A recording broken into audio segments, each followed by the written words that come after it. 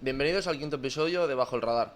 Hoy estrenamos sección barra lista, otra Sí, más en el canal, y vamos a hablar de una de las civilizaciones, al menos bajo mi punto de vista, más importantes y interesantes a la vez. Y sí, hoy vamos a hablar del antiguo Egipto. Explicaremos por encima así un poco lo que es la sí. historia para situarlos y acabaremos con un par de curiosidades. Antes de empezar el episodio, queremos daros las gracias porque estáis reventándolo con las visitas, con los likes, los comentarios. Nos están pidiendo un montón de cosas, un Sí. montón de temas que tenemos que ponernos. He visto que han pedido también, de los alienígenas y los ovnis. Vale, pues ahí estamos a la carta.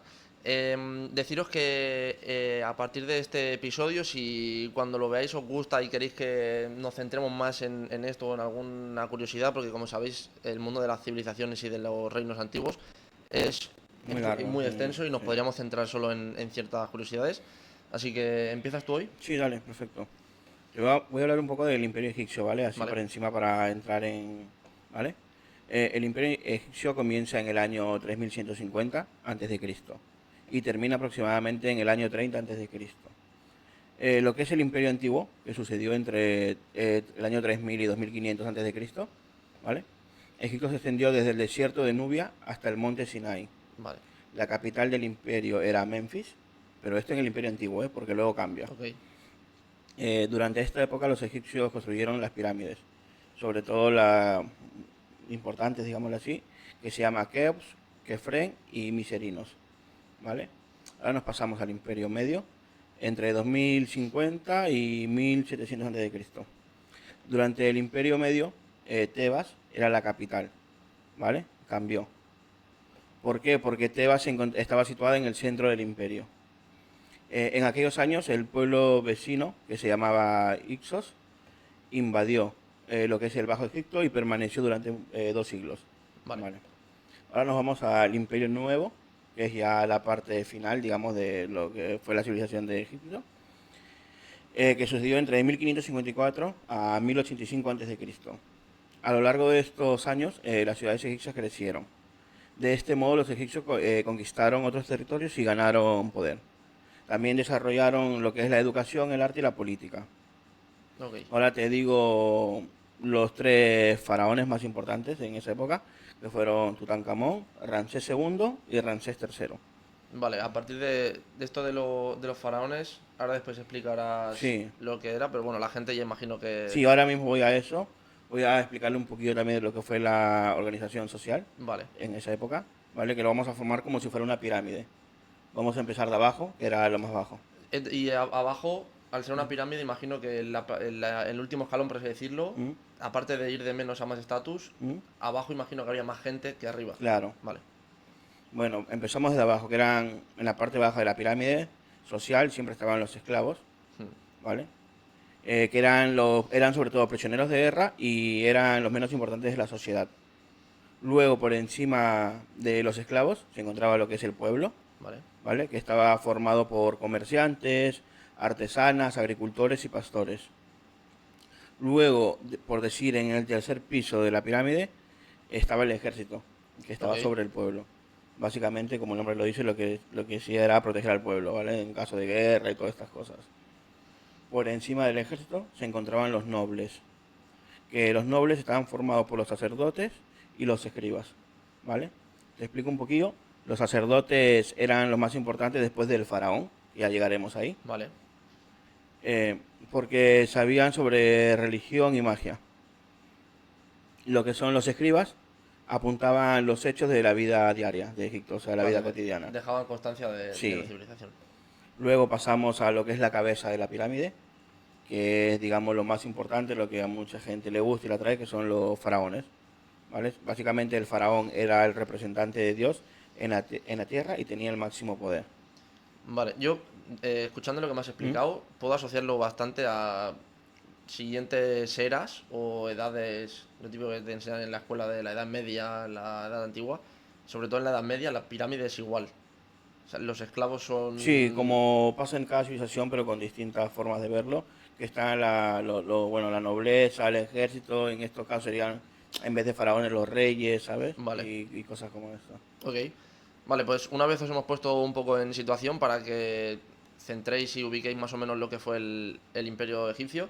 Yo voy a pasar a comentarte lo que son para mí los dos aspectos más curiosos Ok. de esta civilización, lo que más llama la atención también. Y lo primero que te voy a hablar es de los dioses. He de decir que hay muchísimos dioses. Yo voy a explicarlo o nombrar los 10 más importantes, Ok. pero aparte de estos 10 hay muchos No, más. sí, hay Pero yo creo demasiados. que estos 10 son los que más relevancia han tenido y a Ok. la gente le sonarán. Empiezo con mi favorito Ok. y es Anubis. Todo el mundo se imaginará este dios. Se le conoce como el dios del inframundo y es representado con cuerpo humano y en la cabeza de un chacal. ¿Qué es un chacal? Digamos, a medio camino entre un perro y un lobo. Venga, Lo- va, enséñalo. Yo si quieres enseñarlo en la Sí, cámara. bueno, yo lo llevo tatuado, ya he dicho que es mi favorito y por eso empezó por él. Era el encargado de acompañar a las almas en su viaje del más allá, porque luego lo explicaré en la otra curiosidad, pero como ya sabrás, en el antiguo Egipto, cuando tú morías, se decía que había vida más allá de lo que ven los ojos. Ahora que lo has comentado, me has hecho acordar a una peli que vi. ¿Mm? Que es que cuando, bueno, era de Egipto y cuando morías ibas como a decir un inframundo, algo así. Donde estaba Anubis parado, como tiene como una barra, me parece. Y creo que tenías que tener algo de valor para poder como que ingresar, ¿sabes? Algo Luego así. te lo explicaré porque llegas a un punto donde Ok, tu vida decide en dos caminos. Luego, ok, luego más adelante te lo explico. La función que tenía, como hemos dicho, era acompañar las almas en su viaje al más allá y protegía a los muertos durante la momificación y transportaba sus espíritus a Osiris. ok. Hablando de Osiris, te lo presento, es el dios de la muerte. Tiene rasgos humanos con la cabeza cubierta por un tocado blanco, que es como si fuera para hacernos una idea, lo que es un gorro de chef Ok, largo. Y se representa con dos varas en la mano, su nombre es Eka y Azote. Es la ok, típica imagen que tenemos del dios así, ok, que tiene dos varas en las manos. Y según cuenta la leyenda, fue asesinado por su hermano Set, que este es un personaje bastante curioso, ya lo verás cuando te lo explique. Pero se dice que fue revivido por un hechizo mágico que fue hecho por Isis y Neftis, que son dos diosas que también explicaré después. ok. Hablando de Isis, ya verás que es un poco rompecabezas el tema de los dioses porque están cruzados los unos con los Ya otros, lo son veo. padres y hermanos. Y Isis era esposa y a la vez hermana de Osiris. Ok, Se casó con su hermano y fue su esposa. ok. Era la diosa de la fertilidad y de la luna. Y entiendo Fue, por qué se casó con la hermana. fue la madre de Horus. Ok, Y esta diosa protegía y fomentaba la maternidad. Estaba representada como una mujer con una corona. Y básicamente en su vida a lo que más atendió fue a proteger a su hijo Horus de este Set, que era un personaje cabrón. curioso. Te voy a hablar de él y es que, como podrás imaginar, nada bueno se le puede atribuir a este dios y es que se dice que Set era el dios de la violencia. Ok, Se representa también con forma de chacal, al igual que Osiris, pero también puede estar representado en según qué imágenes o relatos, con cabeza de burro, de cabra o de zorro. ok. Se dice que mató a Osiris para intentar ocupar su lugar, porque Osiris era un dios bastante reconocido, y finalmente fue asesinado por Horus en una de las últimas peleas que tuvieron. Ahora te presento a Horus. Pero Horus es el del ojo, ¿no? El que creo que lo pierde o algo así. Yo me sé esto por las películas, ¿eh? Pues Horus es el dios de la naturaleza, como hemos dicho antes, es ¿Mm? hijo de Isis, es el encargado de mantener la naturaleza, la belleza y la caza en activo en la civilización, y cuenta la leyenda que perdió uno de sus ojos en un enfrentamiento que tuvo con Set, muy violento, y es representado, para que la gente se haga una idea, con la cabeza de un halcón y una doble corona en la cabeza. Ok, Pasamos ahora con Ra, que es uno de los más conocidos. sí. Se le conoce como el dios del sol, hay mucha gente que lo considera el dios más importante de la civilización egipta.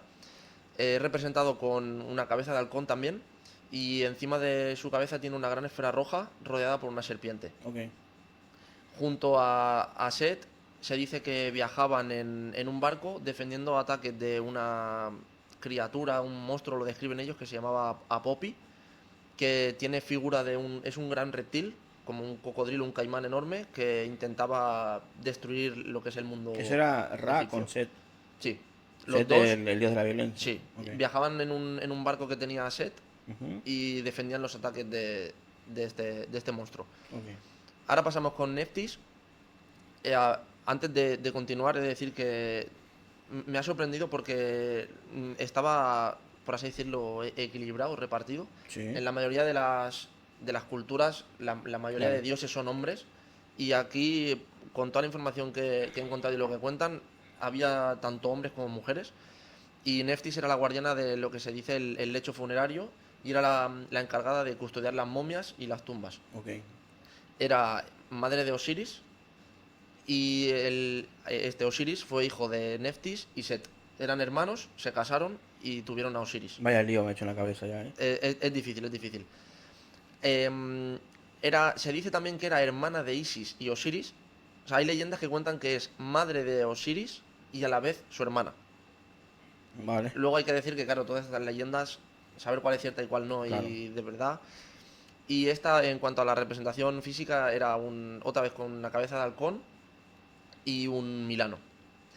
Ahora pasamos con Amon-Ra, que esto también es un poco curioso de explicar, porque Amon-Ra es como es una fusión del dios egipcio Tebas y Sol. Tebas era la primera capital que Sí. tuvo el imperio, y o sea, Amon-Ra se origina ahí en la ciudad de Tebas. Lo que pasa es que poco a poco va ganando fama, va adquiriendo poder, conocimiento, la gente lo reconoce y se llegó a sobreponer a Ra, o sea, llegó a pasar por encima de Ra, que Por era encima el de dios Ra, más importante, y ganó fama en todos los reinos. que era como el dios de los dioses. Se puede conocer como el rey de los dioses. Ok, Yo, que soy muy friki de la cultura vikinga, lo puedes asemejar a lo que es Odín, que ok. Odín es conocido como el padre de todo. Pues llegó a ser el rey de los dioses egipcios y llegó un punto donde el Amon-Ra fue considerado como una religión monoteísta. Es decir, que la gente dejó de admirar a los demás dioses solo para admirarlo a él. Ok. Y así eclipsando a los demás dioses. Ahora pasamos con Tot, que es un dios que no es muy conocido, yo al menos no he escuchado mucho hablar de él, pero es muy curioso porque, como sabes, los egipcios iban bastante adelantados a lo que es su época, se refiere. Bueno, y yo te voy a comentar que sé Mm. un poquillo sobre, otra vez sobre Todd, pero por las Vale. películas. Era como algo así como que un genio que sabía todo, que ayudaba a los sacerdotes y cosas de estas, ¿no? Pues sí, es el dios de la sabiduría, de la Mm, escritura, de la ciencia, de la música, es decir, era lo que sería un genio. ok, Fue el inventor de los jeroglíficos y el guardián de la sabiduría. Como ya sabrás, los jeroglíficos en esta época fueron hallazgos increíbles porque dejaron constancia de todo lo que vivieron. Es representado con un hombre con una cabeza de ibis o como un babuino. ah, bueno. Era el encargado de medir el tiempo y los calendarios, Mm, era un coco. Fue consejero de Ra y era el patrón de los escribas y de los sacerdotes. Es decir, que a todo el mundo que le interesaba el tema de la cultura, todo estaba claro, ahí como para ayudarlo. Y como última diosa, he cogido una que me ha parecido bastante curiosa porque tú sabes que en el mundo egipcio los gatos eran animales sagrados, les rendían mucho culto y tener una diosa que era una gata. Era a ti una... no te gustan los A gatos, mí ¿eh? no me gustan los gatos, Ya, yo no los rendiría ningún... Se dice que es la diosa egipcia de la casa y de la protección. Es literalmente una gata, se le representa como una gata negra ok. y fomentaba la naturaleza maternal y la protección del hogar. Y se decía que si tenías alguna figura o estatua para rendirle homenaje en tu casa, Sí, alejaba enfermedades y alejaba el mal de ti. ah, mira, Hasta aquí lo que serían los dioses. los dioses. Voy a continuar con... Te voy a poner en un pop en primera persona, ¿vale? A ver, Te voy a explicar lo que tú verías, de lo que sería el juicio final. Para la gente que no lo conozca, en el antiguo Egipto, cuando una persona moría, tenía que ser presentada frente a un tribunal se hacía como un juicio, es como el de los vikingos, ¿no? Algo así. parecido, pero no. Ok, Se te llevaba como a un juicio en el que se decidía si tu alma era pura o no, dependiendo de lo que hayas hecho en vida, y ok. ahí es donde decidían si tu alma iba al más allá o iba al inframundo. Claro, ahí es donde estaba Anubis, ¿no? Ahora te explicaré quién había Ok, en cada lado, ¿vale? Te voy a poner... Ahora quiero que la gente estaría bien que por un momento pensara en negro y se imaginara todo lo que voy a contar. a ver, vamos a Te voy a ver. contar en primera persona lo que verías si entras al juicio final, ¿vale? Cierras los ojos y de pronto te encuentras en un salón inmenso, silencioso y solemne. El aire huele a incienso y arena caliente. Estás de pie en la sala de las dos verdades, el lugar donde las almas son juzgadas. Ante ti se alza Osiris, imponente, sentado en su trono, con la piel verde como la fertilidad del Nilo y la corona blanca del Alto Egipto. A su lado, Isis y Neftis, las diosas protectoras, te observan con una mezcla de compasión y severidad. Al lado tuyo, a tu izquierda, está Anubis, el chacal oscuro, que te guía. Sus ojos brillan con calma. Sientes que es a la vez juez y guardián. Alguien que no te odia ni te ama, que solo cumple con su deber. Con un gesto te indica que te acerques a la gran balanza dorada. Ok. En un platillo se colocará tu corazón, que aún está vivo y es palpitante, que refleja tus acciones, pensamientos y secretos que has tenido en vida. En el otro se coloca la pluma blanca de Mat, diosa de la verdad y el orden cósmico. Esta pluma ya verás que tiene un valor muy alto, muy grande para esta civilización, porque sientes el peso en el pecho, como si tu alma quisiera escapar de ti. Anubis abre tu cuerpo espiritual y deposita tu corazón en la balanza. La pluma ya está allí colocada, flotando ligera, pura. Detrás de Anubis está Tot, con cabeza de Ibis, escriba de los dioses. Lo ves tomando notas en un papel, cada detalle, cada oscilación de la balanza, como si nada pudiera perderse. El silencio es absoluto, salvo el latido de tu corazón que resuena en tus oídos. Entonces reparas en ella, Amit, la devoradora. Si te recuerdas a Amit, la que era... Bueno, me he quedado, ¿sabes? Vale, Me he quedado pensando. Amit es una mezcla de cocodrilo, león e hipopótamo, Vale. y espera ansiosa junto a la balanza. Su boca está abierta y deja brillar sus colmillos afilados. Si tu corazón pesa más que la pluma, será devorado y tu alma se disolverá en la nada eterna. La balanza tiembla. Tu vida entera pasa ante tus ojos. Momentos de bondad, culpas, errores, alegrías y dolores. El tiempo parece detenerse. Si el platillo del corazón se eleva, serás declarado justificado ante los dioses. Podrás seguir tu viaje hacia los campos de Aru, los campos de juncos, un paraíso donde volverás a cosechar, vivir y amar en paz. Si se hunde, dejas de existir. No castigo, no infierno, solo olvido. Se dice que si no vas al más allá y entras al inframundo, no entras ni en lo que es el infierno, entras en un, como por así decirlo, en un espacio negro donde no hay nada. Como que te quedas vagando, soledad. ¿no? Ok. Vale, en ese instante sientes la verdad desnuda. Nadie puede escapar de lo que realmente fue. El juicio no es de ellos, es de ti mismo. A partir de aquí te voy a plantear dos situaciones. Lo que Ok. pasaría si tu corazón es más ligero que la pluma de Matt o si es más pesado, ¿vale? Si tu corazón es más ligero que la pluma de Matt, eres declarado justificado. Osiris y los dioses reconocen que viviste en armonía con la verdad y el orden cósmico. Tu alma cruza el Lauru, que son los campos de juncos, Sí. un paraíso fértil e interminable donde vives eternamente en paz, cultivando, disfrutando de abundancia y reuniéndote de tus seres queridos que también pasaron la prueba. Tu existencia espiritual se preserva, te conviertes en un Ak, que es un espíritu luminoso. Es decir, te juntas con toda la gente que ha pasado la prueba y vuelves a vivir en armonía, en paz y todo bien. Me quedo pillado, con lo que me has contado antes todavía, con la Vale, historia esa. si tu corazón es más pesado que la pluma, la balanza se inclina en tu contra. Amit, que es la devoradora de almas, mitad cocodrilo, mitad león, O sea, sí, mitad mi corazón hipopótamo. pesa más que la pluma. O sea, el corazón va para abajo y la pluma sube. Sí. Ok. Amit salta sobre tu corazón y lo engulle. Tu alma queda destruida y condenada al segundo morir, sin posibilidad de reencarnar ni de ir a ningún lado. No sufres un infierno eterno, sino la aniquilación total. Desapareces de la existencia, olvidado para siempre. Resumiendo, si tu corazón es ligero, consigues la eternidad en paz y la abundancia, y si es más pesado, entras en el olvido absoluto. Ok. Esto para los egipcios tenía una importancia increíble porque, como hemos dicho, no es solo que vayas, como nosotros lo conocemos, como al cielo o al infierno. Se habla de que tú, si pasas la prueba, vas a un paraíso y si no la pasas, quedas aniquilado totalmente. O sea, entras en el olvido, nadie te recuerda, nadie sabe quién has sido, no se recuerda nada bueno de lo que hayas hecho, aunque hayas hecho algo bueno, y quedas destruido para siempre. Ok. Una vez explicado lo que es el juicio final, que yo Ujú. creo que es como el ritual o la costumbre más curiosa, te voy a explicar otro que seguramente tú ya conozcas, y es que, como tú has hablado antes de los faraones, Sí, te sonará algo las momias. sí. Antes de explicártelo paso a paso, quiero preguntarte qué sabes.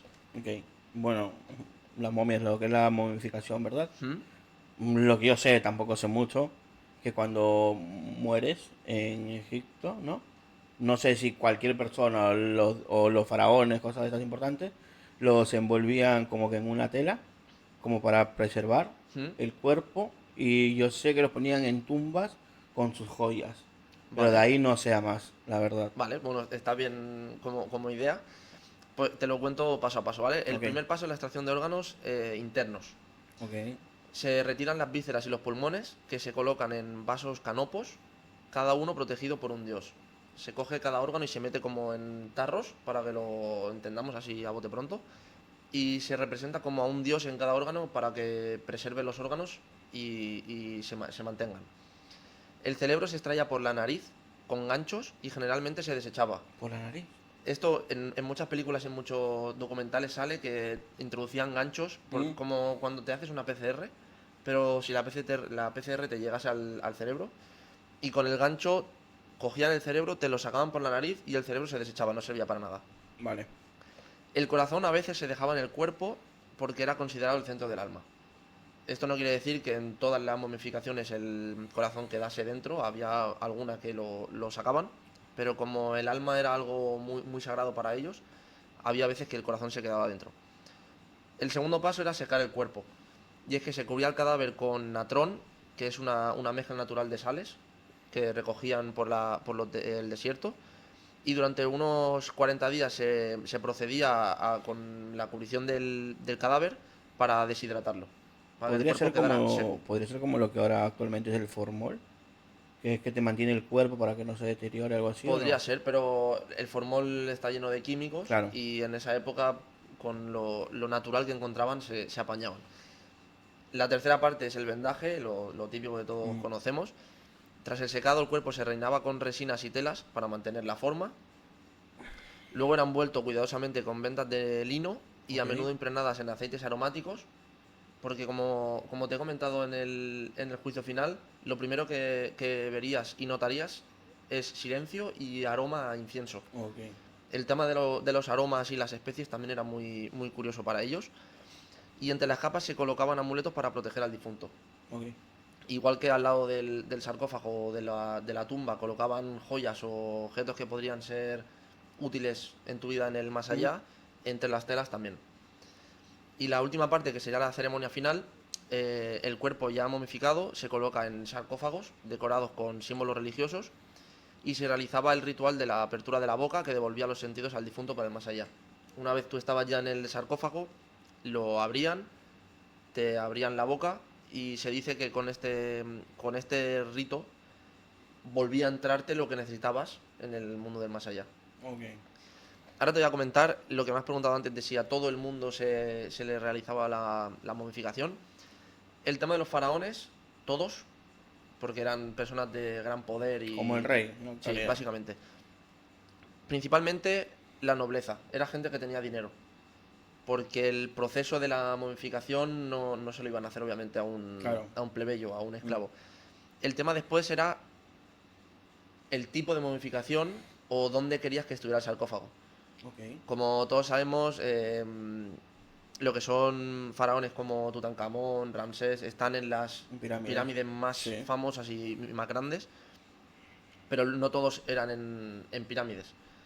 Se dice que en las pirámides habían túneles y cuevas hechas precisamente para los sarcófagos, pero el sarcófago podría no estar dentro de una pirámide y poder estar en una cueva cualquiera. Ok. Pues hasta aquí lo que sería el episodio de hoy. Como hemos dicho, es un mundo muy amplio y extenso. Sí, o sea, nos podemos quedar horas y horas hablando de esto, ¿sabes? Hemos seleccionado lo que nosotros creíamos que iba a ser lo más importante importante o curioso para escuchar para vosotros.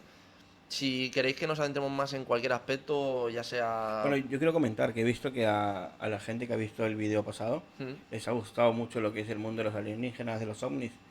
Y bueno, también hay muchas teorías, muchas cosas sobre el mundo egipcio mm, que dicen que les ayudaron los alienígenas, sobre todo en lo que son todas las maravillas del mundo, por ejemplo en Perú, donde soy yo, que es Machu Picchu, mm. que también dice que lo hicieron los alienígenas. Así que si estáis interesados, pues dejadlo en los comentarios y podemos volver a tocar este tema, ¿no? Sí, ya sabéis Mm. que dejar en los comentarios cualquier idea que tengáis, que nosotros, como ya veréis, lo leemos todos y lo tenemos en cuenta.